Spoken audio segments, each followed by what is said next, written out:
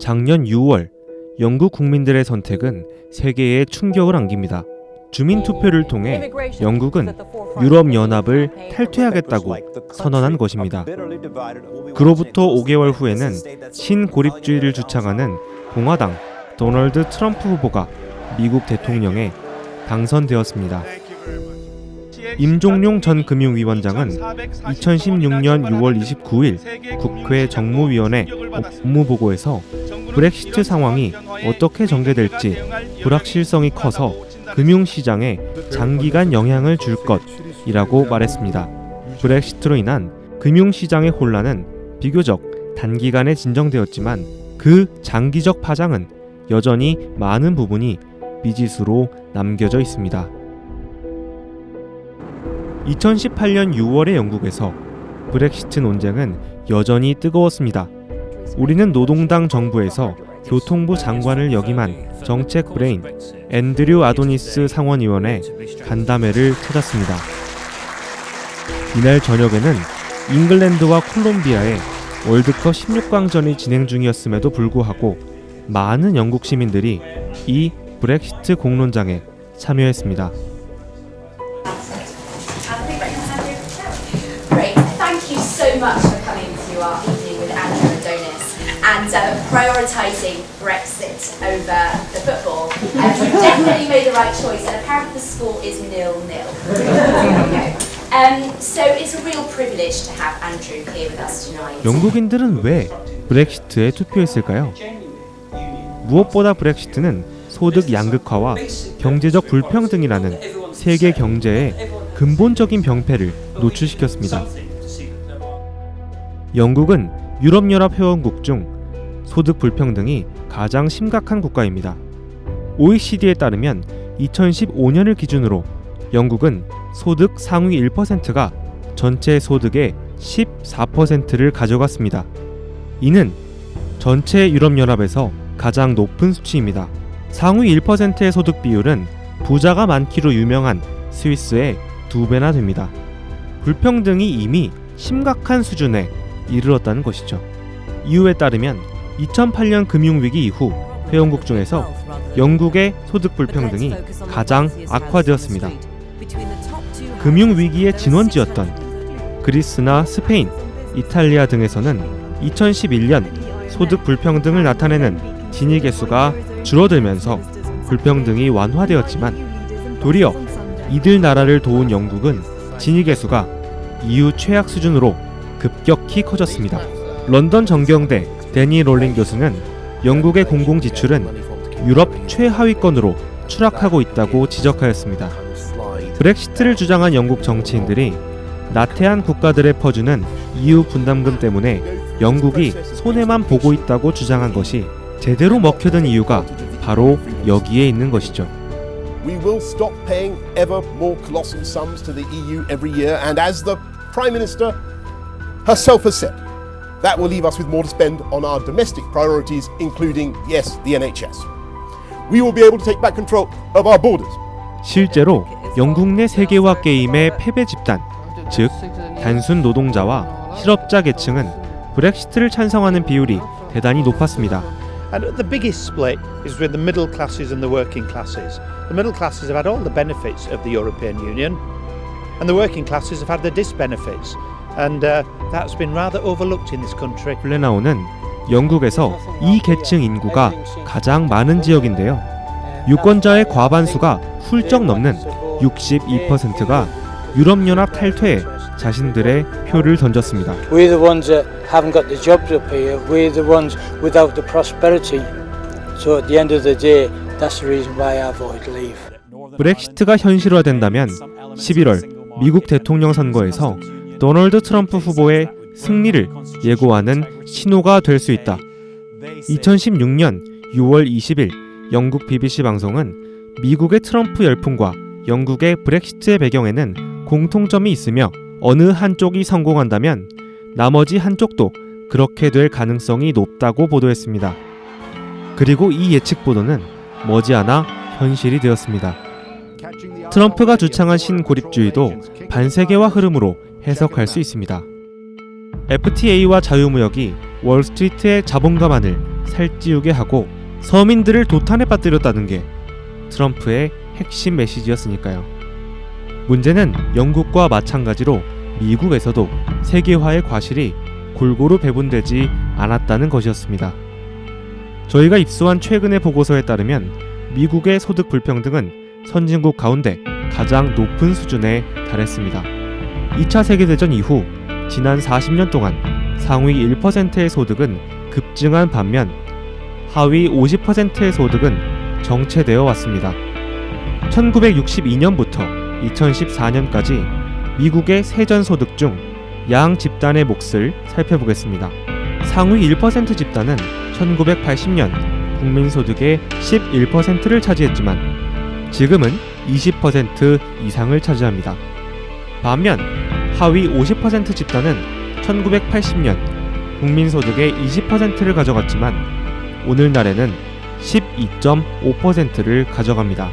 상위 1%가 국민소득에서 차지하는 몫은 인구가 50배나 많은 하위 50%가 차지하는 몫의 감소분보다 더 큰 폭으로 늘어난 것입니다. 실제로 세전소득 그래프를 보면 하위 50%의 세전소득이 1980년 이후 정체되는 동안 상위 1%의 세전소득은 300%나 늘어났습니다. 결국 소득 상위 1%와 하위 50% 계층의 평균 소득 격차는 1980년 27배에서 오늘날 81배로 벌어진 것이죠. 미국의 러스트벨트는 북동부의 공업지대로 과거에는 미국의 대표적인 산업기지였습니다. 하지만 제조업 쇠퇴로 몰락한 지역이죠. 미시간, 위스콘신, 오하이오, 펜실베니아, 일리노이, 인디애나가 이에 해당합니다. 트럼프의 제조업 부활, 자유무역 반대, 불법 이민 추방이라는 공약은 그들의 표심을 저격했습니다. 세계화에서 소외된 이들의 대변인을 자처한 트럼프는 2016년 대선에서 민주당의 표밭이었던 이 러스트벨트에서 대승을 거두게 됩니다. 중국은 1999년에 WTO에 가입한 이후 수출이 빠르게 늘어났습니다. 대미 수출 비중도 마찬가지였습니다. 미국 수입품 중 중국 제품 비중이 껑충 뛰게 됩니다.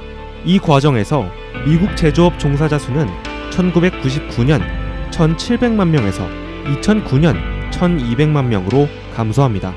대표적인 중산층 일자리였던 제조업이 위축되면서 미국 가계소득은 정체 상태에 빠지게 된 것이죠.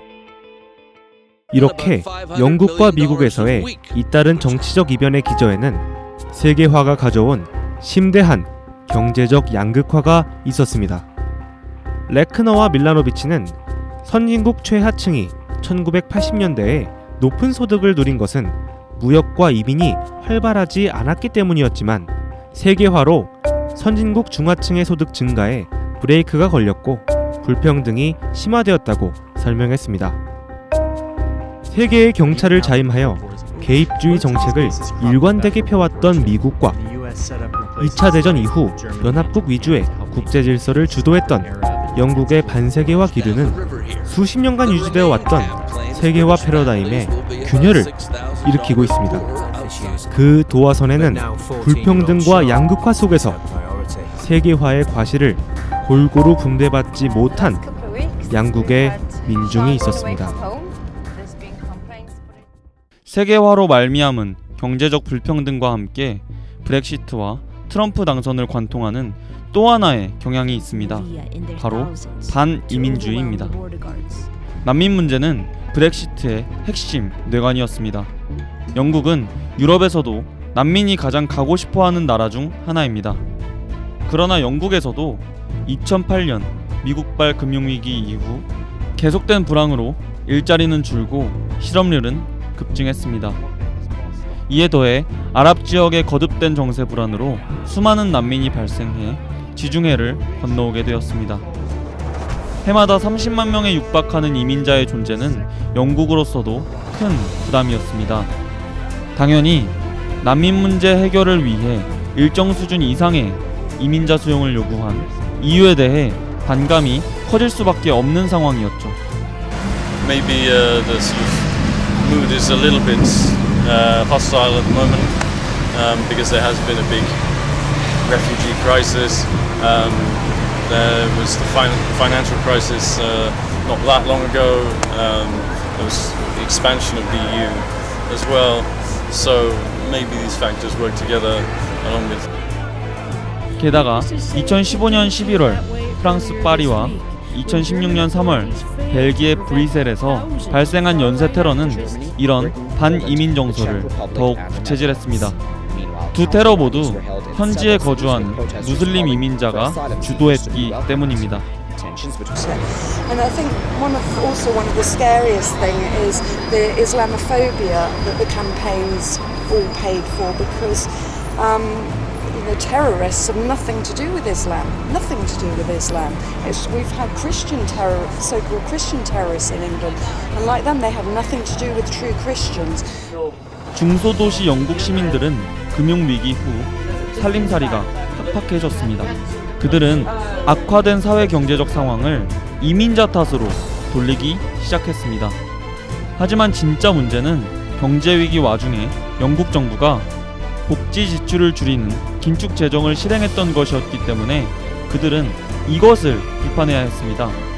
하지만 유럽연합 탈퇴파는 이민자들이 일자리를 빼앗고 복지를 도둑질한다는 거짓 선전을 했고 이는 제대로 먹혀들었습니다.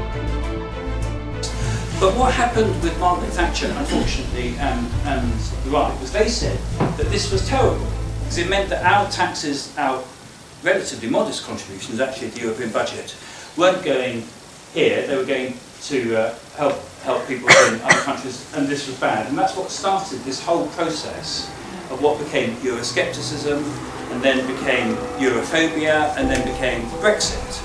문제의 본질은 세계화의 피해자들을 위한 포용적 정부 정책의 부재였음에도 불구하고 정치인들은 자국이 처한 경제 위기의 책임을 이민자들에게 돌렸습니다. 그들은 공동체 구성원들 사이에 집단적 갈등과 상호 폭력의 메커니즘을 자리 잡게 했습니다. 그리고 브렉시트를 통해 인종주의와 혐오는 전면화되었습니다. Since the referendum result, hate crimes doubled in UK. And normal passive people feel free to come out with more racist or anti-foreigner statements, and the far right and the racists feel free to come out and on the streets, wave Union Jacks and do Nazi salutes and attack people and call for immigration to stop, etc. 2016년 가을 미국 대통령 선거 유세가 한창일 때 공화당 후보였던 도널드 트럼프는 장벽을 세우겠다는 말을 연설마다 추임새처럼 넣었습니다. 자신이 대통령이 되면 거대하고 아름다우면서도 강력한 장벽을 미국과 멕시코 국경에 설치해서 불법 이민자들이 미국으로 들어오지 못하게 막겠다고 공언하면서 말이죠. 지지자들은 그때마다 환호했습니다. 미국은 이민자들이 세운 나라이자 다양한 인종과 문화가 섞인 멜팅팟이라는 설명이 무색할 만큼 트럼프 지지자들은 이민자들에 대한 적개심을 드러냈습니다.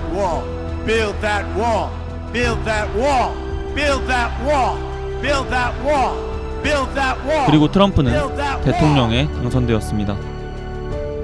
선진국 국민들이 가지는 반이민 정서, 그리고 계속해서 증가하는 난민의 숫자, 이 두 가지 현상 모두 불평등한 세계화 프로세스의 결과입니다. 난민의 발생 자체도 세계의 기울어진 운동장과 깊은 연관이 있는 것입니다. 글로벌 자본주의의 동력과 선진국의 군사 개입 과정은 난민 발생의 핵심 원인입니다. 리비아를 혼란의 나락에 빠뜨린 것은 유럽의 개입이었습니다. 미국의 이라크 침공은 IS를 부상하게 만들었습니다. 오늘날 많은 제3세계 국가들이 겪고 있는 식량 위기는 농업의 글로벌화와 직접적인 연관이 있습니다. 오랜 세월 동안 세계은행과 IMF를 비롯한 국제기관이 앞장서 실천했죠. 서구 정치는 아프리카와 아시아 지역 정부에 압력을 행사하여 식량 보조금을 삭감하게 했고, 이로써 선진국 농산물이 수출될 길이 활짝 열렸습니다. 기계 농법으로 대량 생산된 수입 곡물이 낮은 관세에 더불어 싼 가격으로 쏟아져 들어오면서 제3세계 국가의 자급자족 능력은 회복 불가능한 상태로 망가졌습니다. 이러한 구조조정 결과 지역 농업은 글로벌 경제로 통합된 것입니다. 이런 식으로 많은 저개발 국가는 포스트 식민지 종속성에 사로잡혔고, 세계 시장 변동에는 예전과 비교할 수 없을 정도로 취약해졌습니다. 물론 그 직접적인 피해자는 민중이었습니다. 하이티와 에티오피아 등의 국민들은 곡물 가격 급등으로 극심한 기아에 시달려야 했습니다. 자원 개발을 둘러싼 글로벌 이권이 개입되고 지역 군벌 세력이 결합하면 비로소 전쟁의 포화가 시작되고 대규모 난민이 발생하는 것입니다.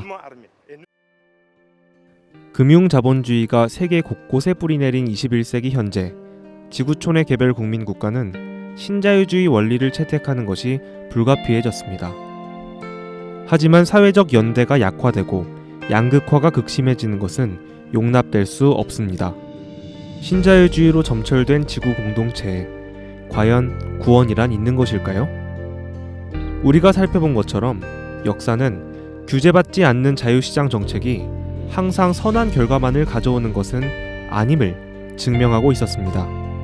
이러한 측면에 대하여 눈을 감고 세계화가 경제성장과 더불어 빈곤과 불평등의 감소를 위한 유일한 해결책이라고 말할 때 우리는 어떠한 합리적인 해결책도 얻을 수 없을 것입니다. 적절한 정책적 통제와 시민의 견제가 결여된 세계화는 우리의 삶에 파괴적인 영향력을 끼칠 수 있습니다. 구성원 간의 디지털 격차, 지식 격차, 금융자산 소유의 격차는 갈수록 확대되고 있으며 생활 환경과 생태계는 세계화와 함께 급속도로 파괴되고 있습니다. 이러한 격차를 축소시킬 수 있는 정책이 전 세계적 차원에서 모색될 필요가 있겠지요.